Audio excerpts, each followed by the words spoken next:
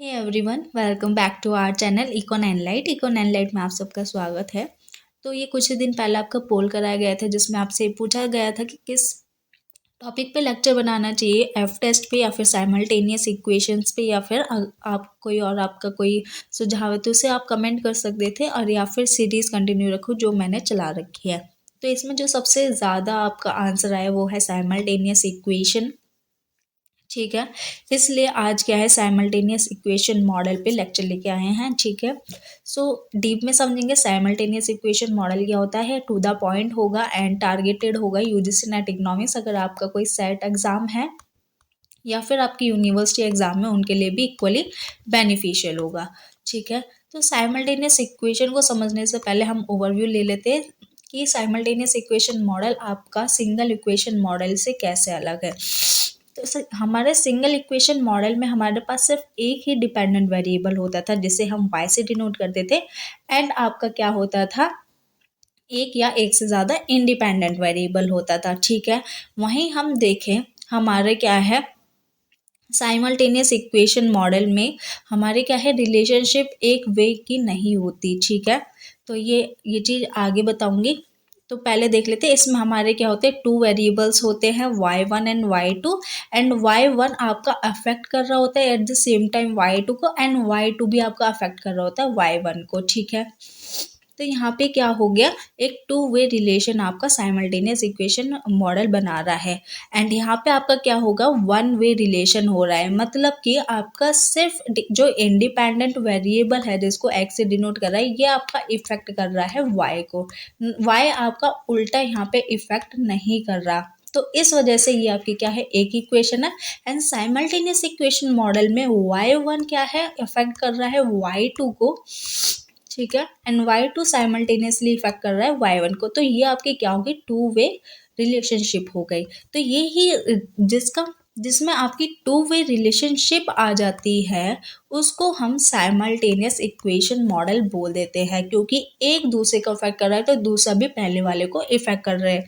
क्योंकि real world में हमारे बहुत सारे ऐसे सिचुएशन हो जाते हैं जो एक वे नहीं होती, वेरिएबल्स क्या हैं, एक दूसरे को भी इफेक्ट कर रहे होते, इसलिए ये साइमल्टेनियस इक्वेशन मॉडल आया है। ठीक है, इस केस में हम साइमल्टेनियस इक्वेशन मॉडल यूज करते हैं जब हमारे एक वेरिएबल आपस में एक दूसरे को इफेक्ट कर रहे होते हैं, and we have more than one equation. इसमें हमारी सिर्फ क्या है, वन इक्वेशन होती है। ठीक है, जस्ट अगर हम एग्जाम्पल आगे देखेंगे, यहाँ पे आपको दिखना होगा, तो सिंगल इक्वेशन में आपकी सिर्फ ये ही इक्वेशन होगी, इसके अलावा आपके पास और इक्वेशन नहीं होगी। वहीं साइमल्टेनियस इक्वेशन मॉडल में देखोगे तो आपकी क्या है, एक और इक्वेशन आ जाएगी। तो इसमें मिनिमम आपकी टू इक्वेशन होती हैं, एंड टू से मोर देन टू इक्वेशन हो सकती हैं। ठीक है, एंड इस सिंगल में आपकी एक ही रहेगी। तो डिफरेंस क्या हो गया, यहाँ पे आपका दो वेरिएबल होंगे y एंड x। ठीक है, अलग अलग होंगे, एक इंडिपेंडेंट है और एक डिपेंडेंट है। एंड यहाँ पे आपके दो वेरिएबल है, उनको आप इंडिपेंडेंट ले सकते हो, डिपेंडेंट में ही वो दोनों आपके दो डिपेंडेंट वेरिएबल है। ठीक है, एक तो ये डिफरेंस हो गया। ठीक है, एंड उसमें आपके क्या है, एक वे रिलेशन है, एंड इसमें आपका टू वे रिलेशनशिप होगा। एंड इसमें आपकी वन इक्वेशन है, एंड इसमें आपकी टू इक्वेशन हो गई। तो आई होप आपको यहाँ से क्लियर हो गया होगा कि सिंगल एंड साइमल्टेनियस इक्वेशन में क्या डिफरेंस है। ठीक है, अब साइमल्टेनियस इक्वेशन को हम थोड़ा सा डिटेल में कर लेते हैं कि साइमल्टेनियस इक्वेशन मॉडल होता क्या है। इसमें आप देखोगे तो रिलेशनशिप, आप जब यहाँ पे मैच करने जाओगे, आप देखने जाओगे तो आपको रिलेशनशिप निकल के आएगी बहुत सारी। ठीक है, जितने भी वेरिएबल्स हैं उनकी आप रिलेशनशिप यहाँ से देख सकते हैं। तो कुछ ना कुछ एक दूसरे को अफेक्ट करती हुई रिलेशनशिप होगी, ऑल वेरिएबल्स इसमें इंक्लूड होंगे। ठीक है, एंड इसमें क्या है, वेरिएबल्स क्या है, आपस में जॉइंट डिपेंडेंट होंगे एक दूसरे के ऊपर। तो रिलेशनशिप आपको ज़्यादा दिखने को मिलेगी, एंड वेरिएबिलिटी क्या होगी, जॉइंट डिपेंडेंट होगा एक दूसरे के ऊपर।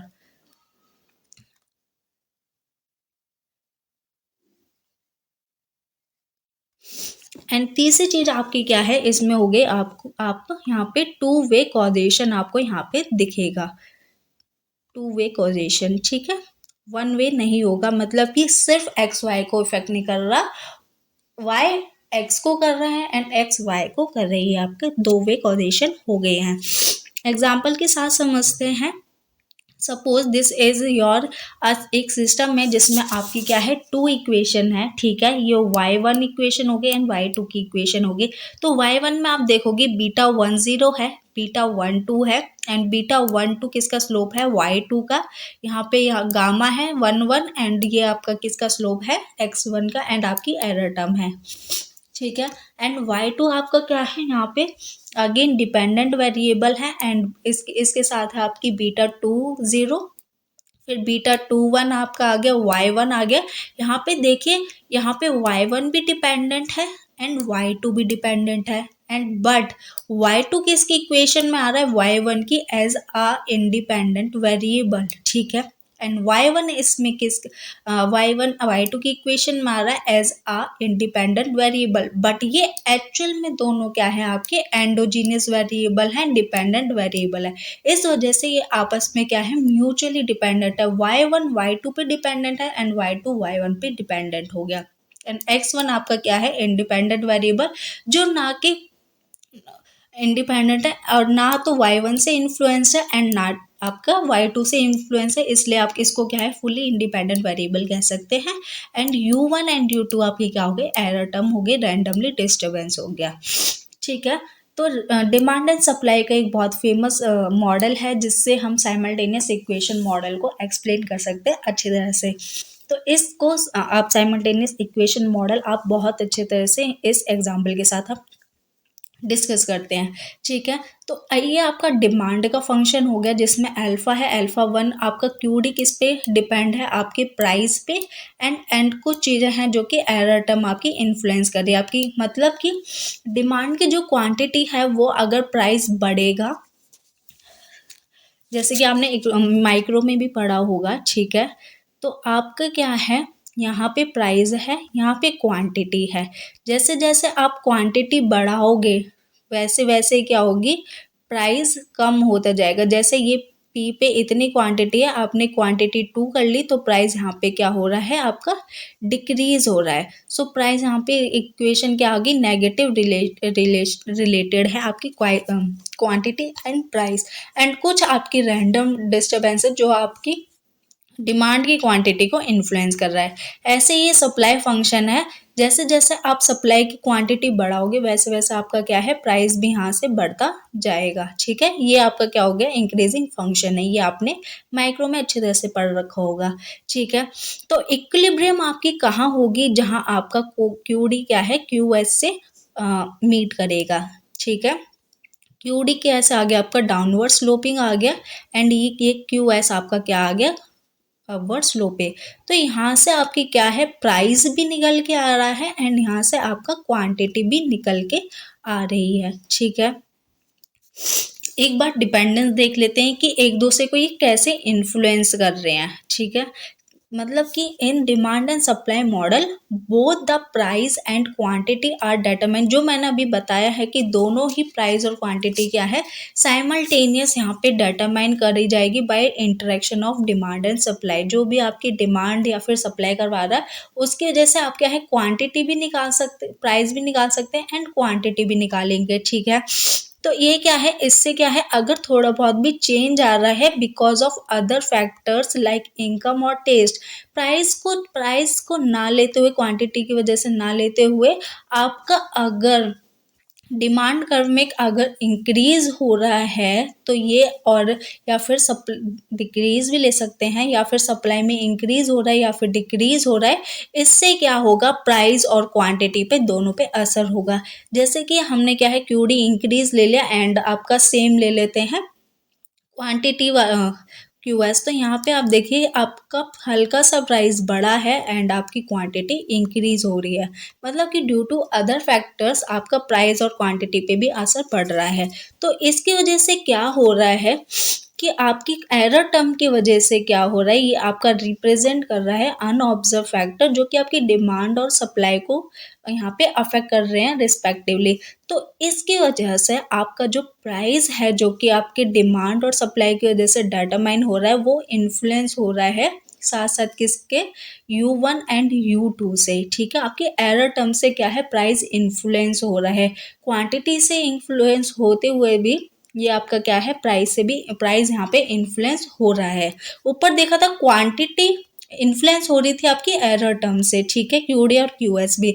बट यहाँ पे जब हम इक्विलिब्रियम पॉइंट पे देख रहे हैं तो हम यहाँ पे देख रहे हैं जो हमारा प्राइस है वो भी आपका क्या है, एरर टर्म से इन्फ्लुएंस हो रहा है। इसका मतलब P क्या हो गया, P भी आपका यहाँ पे एज एन एक्सप्लेनेटरी वेरिएबल निकल के आया, जो कि कोरिलेट हो रहा है error term U1 and U2 की वजह से, ठीक है। आई थिंक ये आपको थोड़ा सा मुझे लग रहा है यहाँ पे कंफ्यूजन लगेगा, इसकी वजह से ये थोड़ी सी क्लैरिटी के लिए आपका क्या है, एक ये प्राइस आपका कैसे एंडोजीनियस वेरिएबल निकल के आया, क्योंकि एज अ मॉडल अगर हम सिंगल इक्वेशन में देखेंगे तो ये आपका सिर्फ एज एन एक्सोजीनियस वेरिएबल लेके देखा जाएगा। बट यहाँ पे आपका एंडोजीनियस वेरिएबल ये कैसे निकल के आए, ये आपका क्वेश्चन होना चाहिए था। आई नो अभी आपको यहाँ पे डाउट नहीं उठा होगा, बट आप जैसे जैसे क्लैरिटी में जाओगे आपका ये डाउट उठना ज़रूरी है, इसलिए मैंने यहीं पे इसको क्या है, पॉइंट ला दिया है, ठीक है।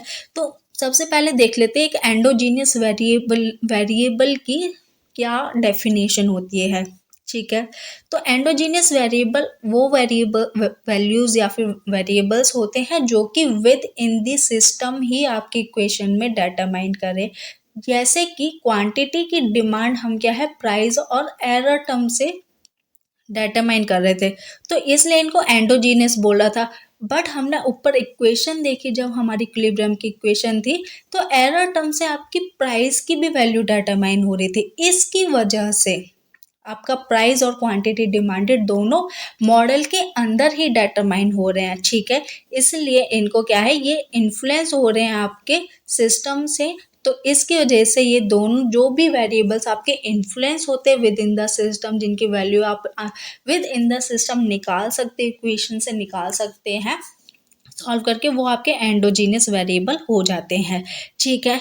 अब P क्यों एंडोजीनियस हुआ है, P इसलिए एंडोजीनियस हुआ है कि mutual influence first, the price P is determined by the interaction of demand and supply, जहाँ पे आपका डिमांड एंड सप्लाई का इंटरेक्शन हो रहा है वहाँ से आप क्या है, प्राइस को डिटरमाइन कर पा रहे हो, ठीक है।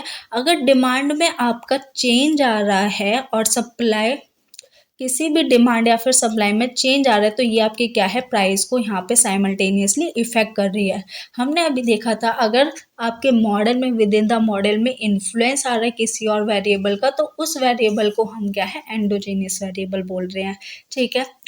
तो यहाँ पे इस एंड आपका क्या देखा था, because of due to other factor, वो आपका क्या है, प्राइस इन्फ्लुएंस हो रहा है, इसकी वजह से हमने क्या है, प्राइस को यहाँ पे एंडोजीनियस वेरिएबल बोला है, ठीक है। तो आप इसमें क्या होगे, तो साइमल्टेनियस इक्वेशन बायस आपके यहाँ से निकल के आई। साइमल्टेनियस इक्वेशन बायस क्या होती है, साइमल्टेनियस इक्वेशन बायस ये है कि आपकी जो एरर टर्म है वो कोरिलेट हो गई आपकी एंडोजीनियस वेरिएबल से, ठीक है। मतलब कि एंडोजीनियस वेरिएबल से मतलब कि इसको हम क्या है, डिपेंडेंट वेरिएबल भी कह सकते हैं। एंड ये आपका क्या है, ये आपका सिग्मा, अगर हम यू आई एंड एक्स आई क्या बोले, ये आपका क्या है, को रिलेट हो गया, मतलब कि इन दोनों के बीच में क्या है, कोई ना कोई रिलेशन ही इक्वल के बराबर नहीं है। बट हमने ओ एल एस देखा था, अगर इन दोनों के बीच में कोई भी रिलेशन होगा तो ओ एल एस आप एस्टिमेट नहीं कर सकते हैं, तो ओ एल एस एस्टिमेट यहाँ पे बायस निकल के आएगा, वो हम नेक्स्ट लेक्चर में देखेंगे। अगर आप इन दोनों के बीच में अगर साइमल्टेनियस इक्वेशन मॉडल में अगर आप ओ एल एस लगाते हो तो उसका क्या असर होता है, एंड साथ साथ इसका क्या पी वाई क्यू आए हुए हैं आपके प्रीवियस ईयर में, यूजीसी नेट ने इस टॉपिक से क्या पूछा हुआ है, ये भी हम कल देखेंगे। तो आज के लिए इतना ही। आई होप आपको ये समझ आया होगा कि सिंगल इक्वेशन में अगर आप प्राइस लोगे, सपोज ये आपकी सिर्फ एक इक्वेशन है, अगर आप इसको देखोगे तो इसमें आप प्राइस क्या लोगे, एज एन एक्सोजीनियस वेरिएबल लोगे, मतलब कि इंडिपेंडेंट लोगे सिंगल इक्वेशन में। मैं लिख देती हूँ, अगर सिंगल इक्वेशन है तो अगर प्राइस क्या होगा आपका, एक्सोजीनियस होगा, इंडिपेंडेंट होगा, ठीक है। एंड वहीं अगर आपके साइमल्टेनियस इक्वेशन मॉडल है तो उसमें आपका प्राइस क्या हो गया, वो आपका हो गया एंडो, मतलब कि डिपेंडेंट वेरिएबल। अब ये कैसे हुआ, ये अभी हमने पूरा पूरा एक्सप्लेनेशन देखा है। तो वीडियो को दोबारा देखना, अगर समझना है तो आपको क्लैरिटी इंपॉर्टेंट होनी चाहिए, बिकॉज एंटी अब ऐसे घुमा घुमा के क्वेश्चन पूछा है, वो नेक्स्ट टाइम पूछ सकता है कि इस मॉडल में पी क्या है एंड इस मॉडल में पी क्या है, या फिर पी ना पूछ के आपका कुछ और एग्जांपल दे देगा, तो आपको वहाँ से क्लैरिटी होना बहुत इंपॉर्टेंट है। आई होप आपको वीडियो अच्छी लगी होगी। अगर आपको वीडियो अच्छी लगी हो तो लाइक कर देना, एंड अगर आप चैनल पर नए हो तो सब्सक्राइब कर देना। अगर ऐसी वीडियो अगर आपको अपनी ही कोई और वीडियो चाहिए, अगर आपको चाहिए इस टॉपिक पे, मुझे अभी बहुत ज़्यादा ज़रूरत है, तो आप क्या है, पोल में आप हिस्सा ले सकते हो, आप कमेंट कर सकते हो वहाँ पे, ठीक है। अगर आपको कमेंट में यहाँ पे वीडियो के नीचे नहीं करना, तो पोल के जो कमेंट बॉक्स है उसमें आप लिख सकते हो आपका क्या टॉपिक है, ठीक है। जैसे ही मुझे टाइम मिलेगा मैं उस कमेंट को रेफर करूँगी एंड उसके हिसाब से वीडियो बनाऊँगी। एंड आप क्या कर सकते हो, इतना सारा मटेरियल है तो आप क्या है, कमेंट में लिखना कि इसमें आपको क्या क्या पॉइंट लगे हैं, ठीक है। जैसे साइमल्टेनियस इक्वेशन क्या होता है, इसमें पी क्या निकल के आया है, इसमें कितने इक्वेशन होते हैं, कैसा कोरिलेशन है, जो भी मैंने पॉइंट बताया वो कमेंट में लिखना। वहाँ से मैं आपका रेक्टिफाई कर दूंगी कि कौन सा इंपॉर्टेंट जो स्टफ है आपके नोट्स में होना चाहिए, वो आपने वो नहीं लिखा है आपने, एंड वो आपका इंपॉर्टेंट होना ज़रूरी है, ये आपके इससे क्वेश्चन पूछ सकते हैं। तो वहाँ से मैं आपके नोट्स भी रेक्टिफाई कर दूंगी। आई होप आपके लिए रेक्टिफिकेशन वाला जो तरीका है ये हेल्पफुल होगा, आपको वहाँ से पता चल जाएगा आपकी क्या कमी हो रही है नोट्स में, जो कि आपको पता होना चाहिए। तो मिलते हैं कल, आज के लिए थैंक यू। एंड चैनल पे नए हैं तो सब्सक्राइब कर देना एंड वीडियो को लाइक कर देना। Thank you so much.